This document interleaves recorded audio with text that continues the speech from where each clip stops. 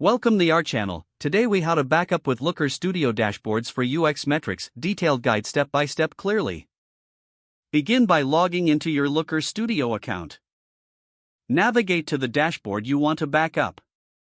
Open the dashboard in editing mode. Select the file option from the top menu. Click on download. Choose the format you prefer for exporting your dashboard. PDF is recommended for a static backup, while Google Slides can be more interactive. If you select PDF, customize the layout and sizing options to match your needs. For Google Slides, ensure your dashboard is structured correctly for presentation. Click Download or Export to initiate the backup process.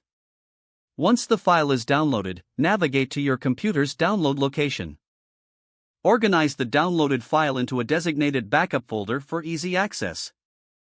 Consider creating a naming convention for your backups for better organization. Regularly repeat this process to ensure your dashboard remains up to date. If your dashboard includes live metrics, consider exporting data as well.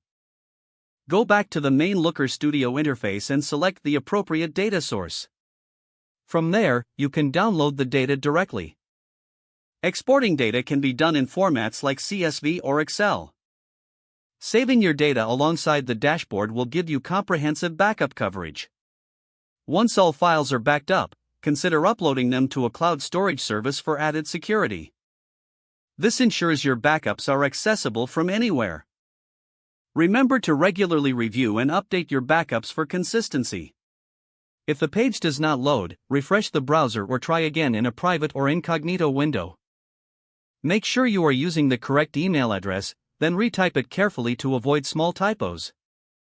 If your password is not accepted, use the reset option and create a new strong password you can remember. Check your spam folder for verification or security emails, then complete any requested confirmation steps. Enable two-factor authentication if available to improve account security and reduce unauthorized access risk. After signing in, review your profile details so your contact information and settings are accurate and current.